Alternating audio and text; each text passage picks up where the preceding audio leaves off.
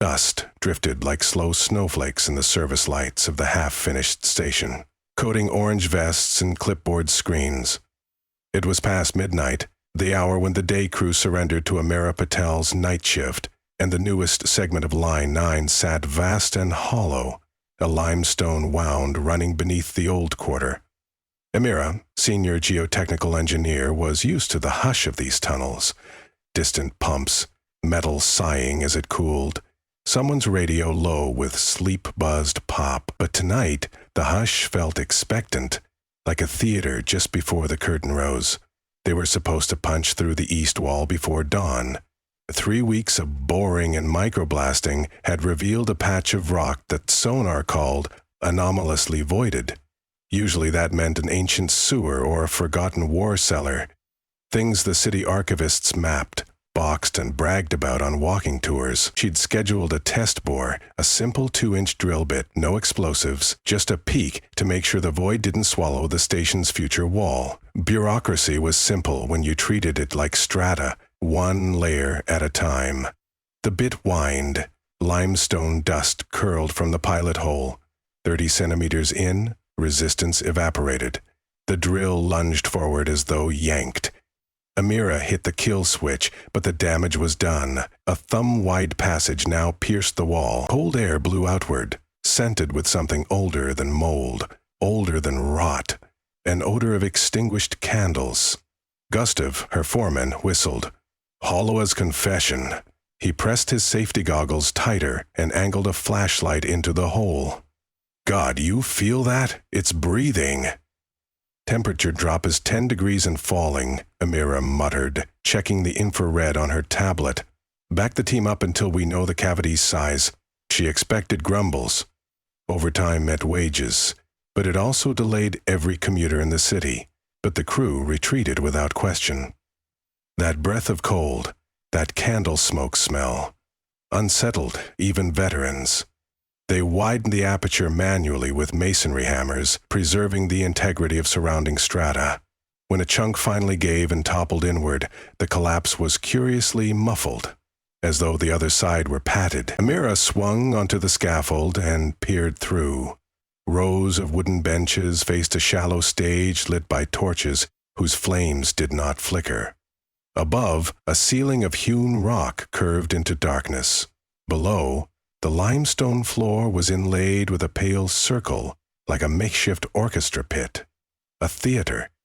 Underground, perfectly preserved. But the eeriest revelation was this. Every bench was occupied. Figures sat in neat lines, masked and costumed, as still as statuary. Their garments, velvet, brocade, leather, were pre-modern yet immaculate. White beak masks of the old plague doctors shimmered ivory in the torchlight. Harlequins froze mid-lunge. A king with a paper crown leaned on a wooden scepter. Their eyes, visible through the hollow mask holes, were wet and bright. Amira's breath fogged. The nearest figure, draped in a salt-stained cloak, rose. "You interrupt our rehearsal," the man said, voice papery but strong. "Has the pestilence above so lessened that you dig again?" Gustav cursed in German behind her. Amira swallowed. Training said secure the site, evacuate, file a report. But training didn't cover subterranean living theater troops. She stepped through the breach, boots crunching limestone shards. "My name is Amira Patel, civil engineer for the Metropolitan Transit Authority. We're building a subway. There is no pestilence." Her voice echoed, louder than intended. The man lowered his hood. His face matched the century-old portraits in museums. Gaunt, cheekbones sharp as blades, yet his skin glowed with living heat. "No pestilence?" He looked back at the stage. "Hear this ensemble? The plague is ended above." A murmur rippled through the benches, half in languages she knew, French, Latin, and half in dialects lost to television documentaries. Some wept. Others laughed with a cracked brightness, like violins tuned too high. A young woman in motley bounded over benches to reach them. Bells at her ankles tinkled. Her eyes, mossy green, locked on Amira's steer-toed boots. "Amma," she gasped. Did medicine forge its cure in iron? Amira tried a gentle tone. Our cures are vaccines, not armor. The Black Death ended centuries ago. We have antibiotics, sanitation, hospital. The troop exchanged glances. The hooded man pressed a palm to his brow, either dizzy or in prayer. We vowed, he said, to rehearse the cycle of plague plays until the sickness died. We sealed ourselves in these catacombs to stay contagion's hand. Art as exorcism. He gestured to the benches, the stage. We have performed every night since the tunnels were bricked behind us. How long? Gustave asked, voice hoarse. The man's lips twitched. We opened the season in the year of our Lord 1631, almost 400 years. Impossible. Yet the evidence stood breathing before them. Amira's radio crackled. Dispatch wanted status on the drill. She flicked it off. I need your name, she told the hooded man. Master Vespasian Merle, once of the Hotel de Bourgogne. He bowed. Artistic director. Mr. Merle, she replied, this excavation threatens your theater. We must assess structural safety. My dear lady, he answered, for centuries rock has guarded us. Your concern is tardy. We can't stop the subway, Gustave said. Contracts, funding, people waiting. A plump woman in a tarnished tiara stepped forward. Then we share the stage. Your iron carriages can rattle above. We below will keep the repertoire. She smiled, but grief edged her eyes. Amira scanned inspection lasers across the cavern. Support pillars were scapulas of dripping limestone. Humidity hovered at 90%. One tremor from a train could bring the ceiling down. She exhaled. Stability is marginal. I have to report this. Authorities will come. Master Merle nodded. Audiences at last. Not the kind you want. She imagined municipal lawyers, public officials, sensationalist media. The troupe would be caged as medical anomalies or deported to labs. She pictured fluorescent lights bleaching the magic from this hidden auditorium. Gustave whispered, we could seal the breach. Blame a sonar error. Ethics aside, Amiri replied, the ground is already compromised. If we pretend nothing's here, the first blasting round might bury them alive. A hush fell. On stage, a drummer tapped a single heartbeat on a goatskin drum. Perhaps habit, perhaps to measure dread. At length, Master Merle placed a hand over his chest. Permit us one final performance, he said. Open to you, and to any you trust. Afterward, judge our fate. If our art yet matters, spare us. If not, crumble the stone and let time bury us. Gustave glanced at Amira. His pragmatism warred with awe. One night, he conceded. I'll call a maintenance delay. You have 8 hours till dawn. Amira's head spun, yet she heard herself say, we'll watch. She climbed back through the hole to suspend work orders. Officially, electrical inspection found unshielded wiring, a plausible cause for an overnight pause. She texted Luc Rousseau, university historian and friend, summoning him for something past imagination. Within an hour, Luc arrived in a hard hat 2 sizes too big, caffeine sloshing in a flask. She led him through the breach. At 2:17 a.m., Luc's first reaction was a boyish yelp. The second, a stream of academic profanity. Patel, you've discovered the missing Montfaucon troupe. They disappeared in the 1600s. Rumors said they walled themselves in to escape contagion, but no evidence, he trailed off, gaping at a jester juggling 5 polished bones. The performance began. Torches brightened but did not smoke. A bell tolled unseen. Actors glided onto stage, voices sonorous. French archaic, yet clear. The play, Luc whispered, was La Danse des Feuilles, a lost text described in plague chronicles. It dramatized humors turned to vapors, angels debating rats, physicians dueling miasma with scented orbs. Yet the script felt fresh, urgent, as if composed to mirror the audience's own dreads. Amira felt rivets pop loose inside her chest.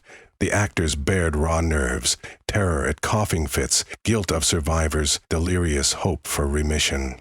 She had overseen tunnels collapsed on workers, sat with widows in company waiting rooms, but never had she witnessed grief distilled so purely that it became sanctuary.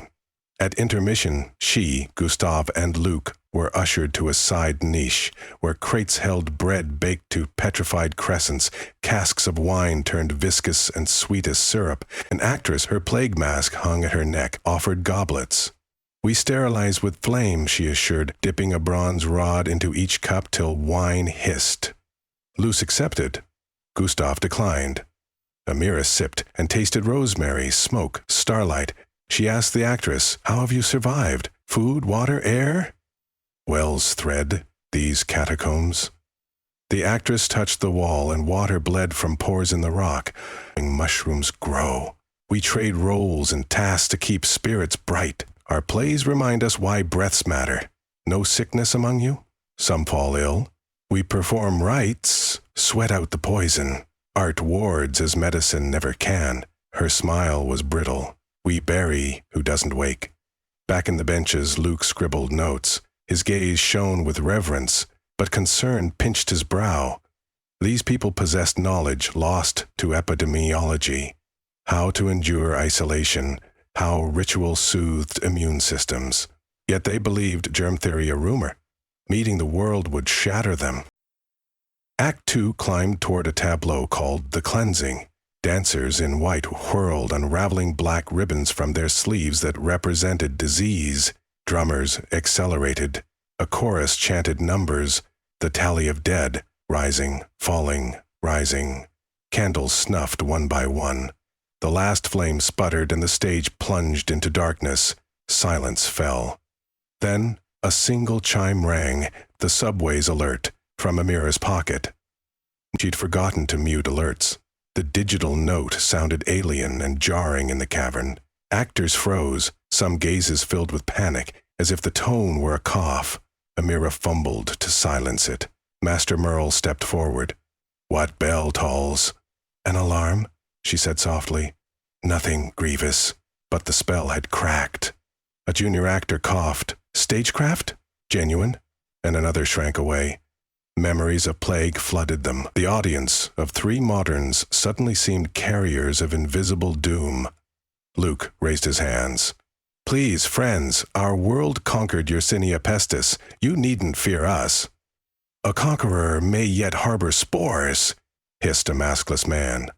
Several actors backed from the footlights. Amira sensed the rehearsal unraveling into true panic. She climbed onto the stage, breaking the unspoken boundary between spectator and performer. "Look at me," she said. "We vaccinate. We wear masks when viruses spread. We've battled worse." She met Master Merle's eyes. "Let us help you rejoin the world. Let the play end."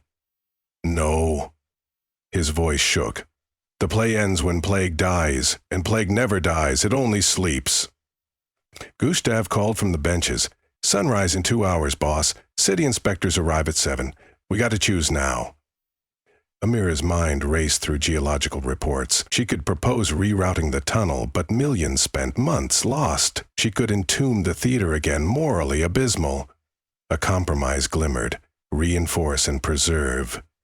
"Master Merle," she said, "what if your stage became a station? A hall where thousands pass. You'd perform for commuters. The world would remember plague and art together." He frowned. "Noise of engines, stench of coal, electric trains, clean. We can mount vibration dampers, climate control. We'll protect your rituals in exchange for letting the city witness them." She spread her hands, palms upward, like offering foundations. "Art cannot stay buried and live." Luke nodded vigorously. Cultural heritage grants could fund preservation. UNESCO would salivate. You'd gain resources, medical care if desired, freedom if not. Whispers rippled through the troupe. Hope warred with fear. They had bartered centuries against a disease that did not know centuries. Could they trade a final act for daylight? The actress in motley approached. "If we emerge," she asked Amira, "shall we still matter?" Amira thought of streaming shows forgotten after a swipe, of trends buried overnight by algorithms. Yet she also thought of hospital wards where staff played music to calm intubated patients during COVID. Heart mattered, whenever hearts could break. Yes, she said simply.